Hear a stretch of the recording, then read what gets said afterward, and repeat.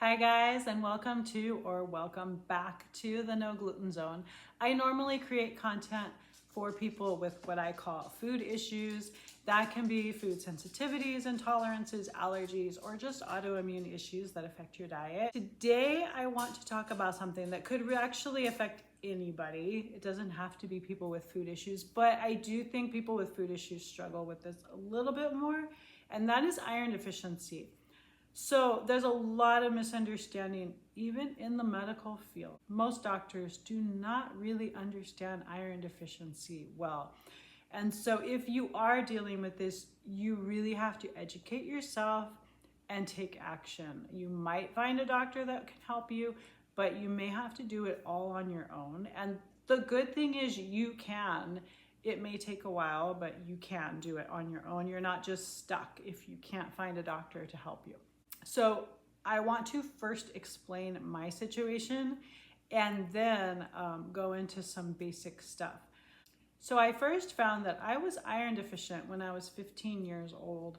I was extremely tired. I was sleeping more and more and more, like every day. I was coming home from school and going to bed like earlier and earlier and earlier until I got to the point where I was coming home from school and just going straight to bed until I got up in the morning to go back to school. Like it was really crazy, and I didn't understand what was going on.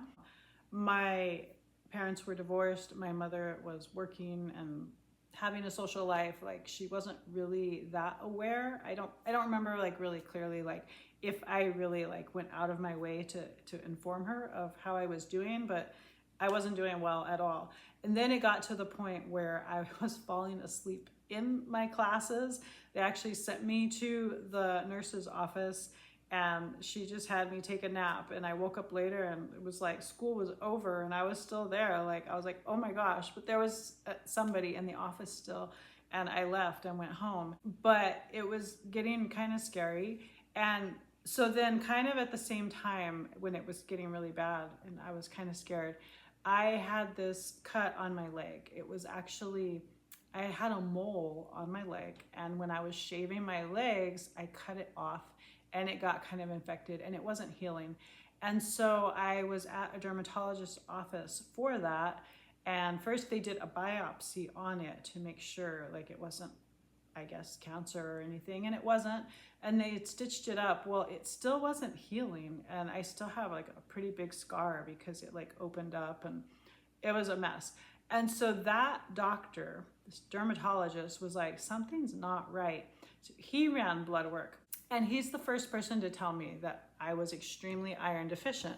And he assumed it was just because I was a teenager and I was probably eating junk food, which I see a lot of people make that assumption. And I really wish they wouldn't. I wish they would dig a little deeper and do some basic medical testing to make sure there isn't something else, because there certainly was. I had celiac disease that wasn't diagnosed, and that can definitely be part of the problem. I don't think that was the whole problem for me though, and it took me a while to realize that. So he told me to get iron. I think he wrote out a prescription, even though it was over the counter, like just give it to the pharmacist and they'll give you this iron.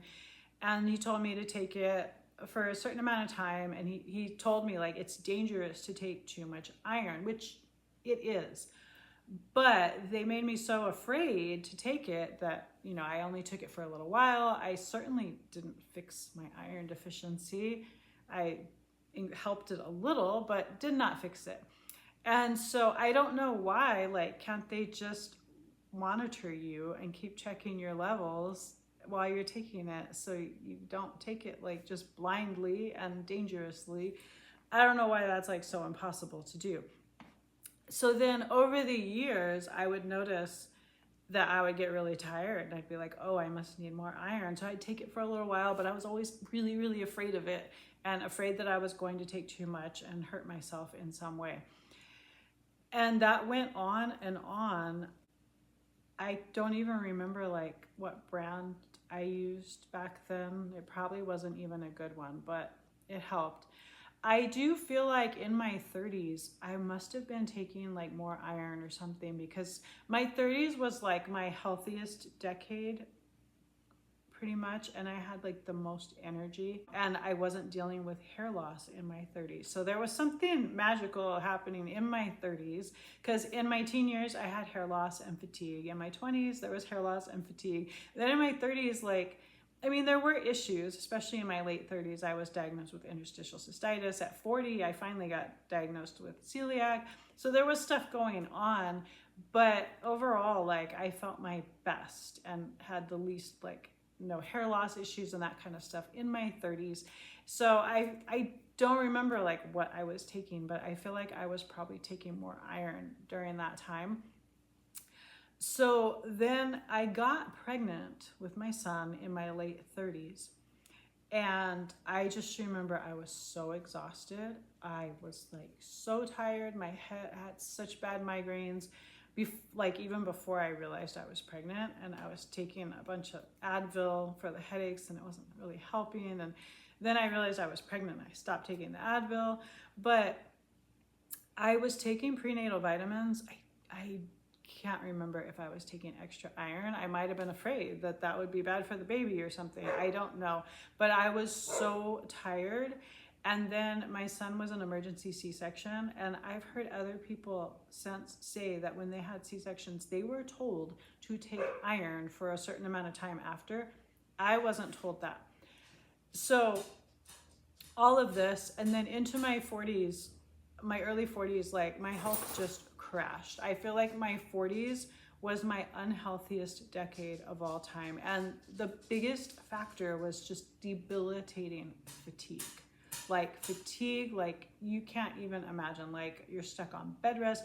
Like I couldn't even function normal life. Like I could for a few hours, but not like for the whole day. Like I really had to, what is that, like the spoon theory, like you have this many spoons, so like to distribute or something. I don't know why they picked spoons, but I really had to plan and manage my energy each day. Like what do I need to do and at what time? And you know, if I have to do something later in the day, I need to really conserve my energy early on. On a normal day, I would just get up and I could do stuff until around noon, 2 p.m. and then I was just done. And I had a young child, like he just had all the energy in the world. So it was really hard. I really, really struggled. And then I was at so many different doctors asking for help. And I went to this naturopathic doctor and told him how I was feeling. It was kind of like my one last try, like somebody please help me. And because it's a mystery and nobody can figure it out. And I went and someone told me he was really good at diagnosing mysteries. So I went and he told me that my symptoms sounded like iron deficiency. So he said that would be a really simple fix. And he did blood work, and I still have copies. I have always, as a nurse, I always get copies of my stuff. And so at the time I wasn't really educated on iron deficiency like I am now, but he did all this blood work and he told me like, well, it sounds like it, but your iron levels are okay, because I was taking iron supplements. I'll get to that.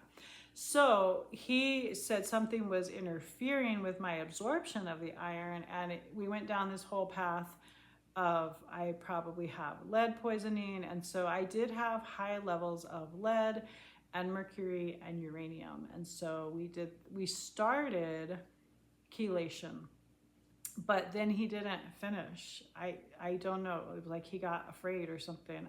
I don't know. I never understood the whole situation. And I just quit going back. And I tried to finish chelation on my own using other stuff. No, I don't know how well it worked or didn't work. But in retrospect, looking back at those blood work, it was 100% like severe iron deficiency. And I'll explain that in a bit. So it went on until I got into my late 40s and I started dealing with pretty severe hair loss issues. I had dealt with hair loss as a teenager and in my 20s. I really didn't in my 30s. Had a little bit in my early 40s, but like it was minor and I handled it on my own. But then in my late 40s, it was really, really severe and it was not stopping. Like there was nothing I could do. So I reached out to my doctor. This was actually in the middle of the whole COVID thing.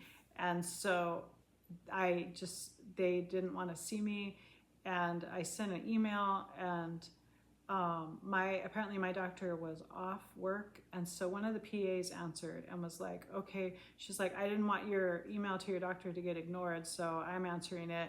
And she said, I ordered a whole bunch of blood work, like just come in and get your blood drawn. So I did, and then she said the only thing off was thyroid was a little bit off, she said, but she said my ferritin was really, really low. I was not aware of ferritin levels at that time being connected to iron. Like there's always like the total iron, but I had never looked at ferritin. Most doctors don't even run a ferritin. They just do the total iron. And that's what I was always looking at. And so she mentioned the ferritin was really, really low. So I asked for iron infusions. It took some pushing. They sent me to a hematologist / oncologist. That's usually what they are, but he's the blood guy. And so I had all these phone consults with the guy. I never actually met him in person. Super nice guy. He was not very educated on iron, I have to say, but he was compassionate and he was willing to listen to me and help me. He would ask about my symptoms, but then he would tell me, you're not actually anemic, you just have low iron, so you can't have symptoms, which is not true. It was just funny, but then I was like, then why are you even asking me if you're not gonna believe me? Like, it was funny, but he was very compassionate. He did care about my hair loss. And so he ordered, and it was hard. He said, normally we do iron infusions here in our office, but because of COVID, we're shut down. And so he sent me to an oncology center. He found a place that was willing to do it. And I went there. He said he was going to declare it a medical emergency to save my hair. Really nice guy. He really cared. Like, some doctors just don't care. They're like, yeah, whatever, go away. This guy really, really cared. It was just wonderful. So I had 4 iron infusions in an 8-week period. It was like every other week. And then he did blood work, and he said he expected me to need more in the future, that he was going to keep checking, and he did keep doing blood work over time. But after the infusions, I continued taking, I got really educated on my own, doing a ton of research once I realized ferritin was a component to be looked at with iron deficiency. And so I had learned a lot by the time I got to these iron infusions. And so when I was done with the iron infusions, I continued going with iron supplements to maintain it, because one of the biggest things I saw was people would get iron infusions and think, I'm good, and their levels would drop back down because they didn't take pills or anything, and they would end up needing more infusions. And so I was just worried that I would get to that point and no one would be willing to give them at that point. So I kept going with the pills to maintain, and I still do, and I've done really well. So let me explain about the ferritin levels. It is commonly used as an indicator for inflammation. If you have inflammation in your body, you could have a falsely elevated ferritin level. It could also be a sign. Some people have hematochromatosis, or I forget, I think I said that wrong. And they have an issue where iron builds up in their body, and they actually have to go donate blood to decrease their iron levels. That's total opposite. But that is a reason why you shouldn't just blindly take iron supplements without checking your levels. You should always check your levels. And in this day and age, even if your doctor won't check your levels, we have so many resources now. I usually go through Ulta lab tests. I can link it down below in the description box. But there's like a direct lab test. I think you can go directly through Quest now. There are so many options. I always use the Ulta lab test. And after you've made an account with them, they email you discount codes all the time, and you don't have to pay full price again. But just for a ferritin test, it's usually under $40. And for quite a while, I was checking it every 3 months to make sure I was maintaining and not dropping and not getting too high and all of that. I have not checked that on my own for a while. I just went for my physical and asked my doctor. I always ask her to add it on and just keep an eye on it, and it's always been good. Usually I can tell by how I feel. And if I'm feeling like it's low, then I'll pay to go get it checked. But it's been a while since I've needed to do that. So let me back up though and explain what I think happened to me. So yes, I have celiac disease, and yes, that causes malabsorption issues and can definitely lead to iron deficiency. But I think my situation was a little more complicated. I had surgery when I was 12 years old, major surgery on my rib cage. I was born with congenital pectus excavatum, where the sternum is caved in. And so my mom kept asking doctors, like, what do we do about this? It was pretty severe. There are minor cases, and but it was pretty bad. It wasn't, I guess not severe, but it wasn't like minimal either. It was like in the middle. So my mom kept asking doctors about it, and they were like, let's just keep an eye on it. And then when I was 12, they decided that my rib cage is very narrow. It's also very shallow. And they had also found by that time, I think when I was like 10, 11-ish, they found that I had scoliosis, which my older brother and sister already did. So it wasn't a huge shock. But they said that combination of the very narrow rib cage, the very shallow rib cage, and the scoliosis, and then you add in the pectus excavatum on top, they said the lungs and the heart really don't have enough space, and they're like not in the right position. So they decided they really needed to do surgery. I did not want to have the surgery. And the doctor very rudely told me that I was a minor. It wasn't my opinion, wasn't necessary, and it was my mother's decision. And she went forward. I still to this day regret the surgery. It really didn't improve things, and it was a lot of trauma. But I will say they typed and cross-matched me in case I needed a blood transfusion. They did that before the surgery. And this was in 1985. And I'm old, I know, but if you weren't there at that time, you probably aren't aware that it was kind of the huge thing with HIV and AIDS. It was just coming to light, and they knew it was in blood, but they didn't have a test for it yet. And a lot of people contracted it through blood transfusions at that time.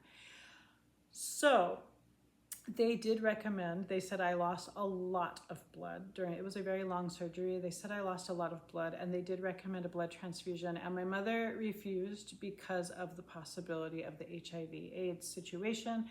And I agreed with her 100% on that. That was one thing I was happy about with it. But no one ever said like take iron or anything. I just kind of suffered my way through the recovery with a lot of fatigue as well, without realizing, like I knew I lost blood. I was a kid. I didn't know anything about your iron levels and iron deficiency, none of that. So I think at that point I was like depleted. Who knows where I was before the surgery. At that point I was like probably no iron. So then by the time I was 15, I was having like those major problems where I couldn't even stay awake anymore. And so then I took some pills. And so then it was just from 15 on, it was kind of like take some pills, get a little better, stop taking pills because we're afraid of them. And all of that was happening until I got into my late 40s, dealing with the hair loss and my doctor mentioning my extremely low ferritin, and started doing research on ferritin levels. So your total iron fluctuates constantly. So at the moment they draw your blood, it's just a momentary level. And if you're taking iron supplements, it's gonna be high. I used to stop taking my iron for, I think it was like 10 to 14 days before blood draws, just so that my total iron wouldn't be high, because if my ferritin would be really low, and if my total iron was high, the doctors would be like, oh, don't worry about it. It'll even out because your total iron's really high. They didn't care that it was from taking supplements. So if you're in that boat, I highly recommend you don't take supplements for like 10 to 14 days before the blood draw, to make sure your iron levels are also equally low with the ferritin, because doctors will take that a little more seriously. And then I mentioned that naturopathic doctor who said my symptoms sounded like iron deficiency, but my total iron level was okay. Looking back at those levels, my ferritin was a 2 at that time. That is horrible. He could have helped me right then and there, but okay, I'll leave that alone. The normal levels of ferritin are problematic and should be addressed and fixed. I think the low end of normal is around 16-ish, somewhere. It varies from lab to lab, but it's somewhere around there. Let's say it's 20 even. And that is really too low for most people. And then the high end I think is fine. I think it's like in the 300s or 400s. So where you need to be, if you are struggling at all with this and you're symptomatic for iron deficiency, you really want to get your ferritin above 100. For me, it needs to be above 120. And I forget the upper limit. I think I need to stay under 170, I think. Because I did find that I wasn't feeling good. I forget what the symptoms were, but I was having some issues and I checked it and I was like 180, 200. So I let it come down. So I need to be like between 120 and 170. If I get down to like 100 or in the 90s, I will feel it. I've had like symptoms of iron deficiency and I will go check my ferritin level and it'll be in the low 100s or in the 90s. So I'm definitely symptomatic there. Depending how low you are, you won't necessarily start feeling better quickly when you supplement or get iron infusions. I got those 4 infusions in 2 months and I didn't feel better for like 2 or 3 months after the last infusion. I was like, this isn't helping. I'm not feeling better. It's like my body was so depleted.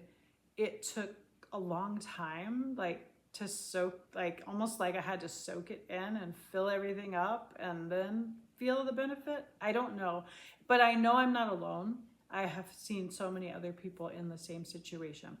So let me go over some basics. If you can get iron infusions, do it. I got Vinifer infusions. There are different brands. I got Vinifer and it was fantastic. I did feel sick after each infusion, like just a queasy, flu-ish like feeling. It was still 100% worth it. But I did learn later on that if you were to drink electrolytes before you went and got the infusion, you could minimize that or get rid of that. So I recommend electrolytes beforehand. See if that helps. I can't say for sure, but a lot of people say that it really does help. But either way, even feeling, fluish after, it was still so worth it because it takes a long time to raise your ferritin with pills. So if you can get an infusion, do it. There are some cases where people have GI issues, like certain bacteria like H. pylori and things like that, SIBO, things like that, which SIBO is small intestinal bacterial overgrowth. So there are things like that where when you take iron by mouth, with a pill, and it goes through your GI system, you're going to feed those bacteria. They like the iron and they're going to flare up and cause you problems. So in those cases, if you feel horrible when you take iron, it's a good chance you have something going on there. You need to see a GI doctor and ask to get that fixed. Push to get tested for H. pylori, push to get tested for SIBO. My personal experience is it's really hard to get anyone to test for SIBO.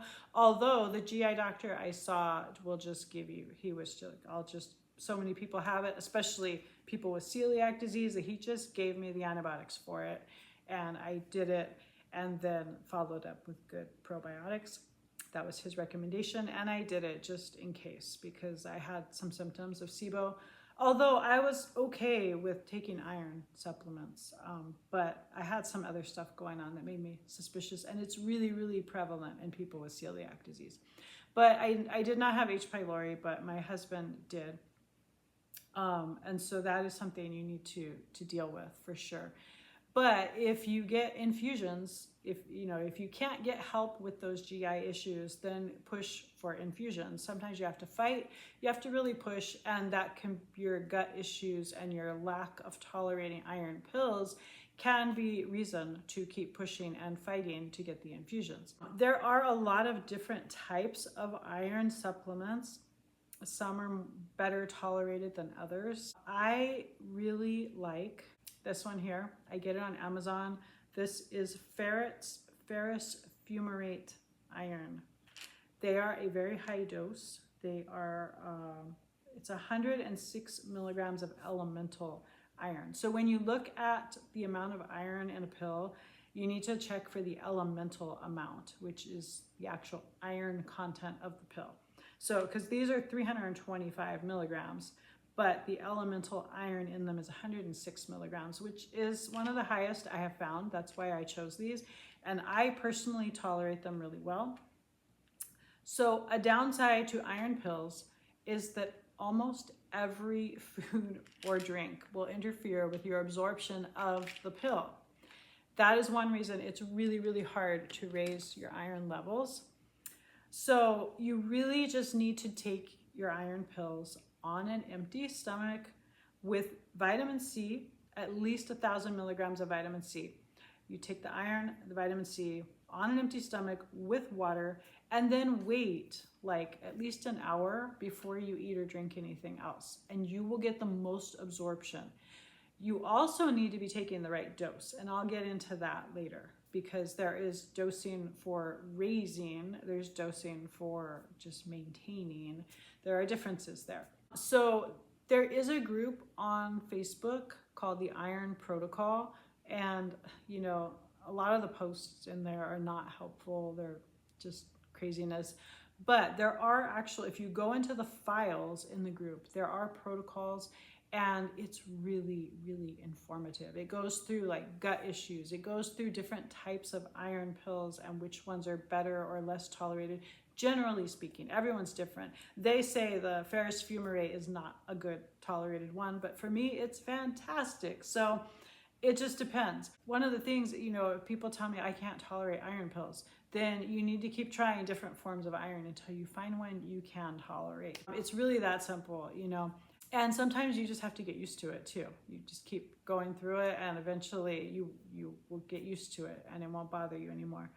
The vitamin C that I like is this one here, and I take 2 of them. They are 500 milligrams each. So I'm taking 1,000 milligrams of vitamin C. So I used to take this in the morning. First thing in the morning when I got up, I had it in my bathroom. I would take it, and then I'd shower, I'd get ready and everything. And it was over an hour before I got over into the kitchen, which is right over here. That's why I'm pointing over here. Before I got there and had like my protein shake and got my day going.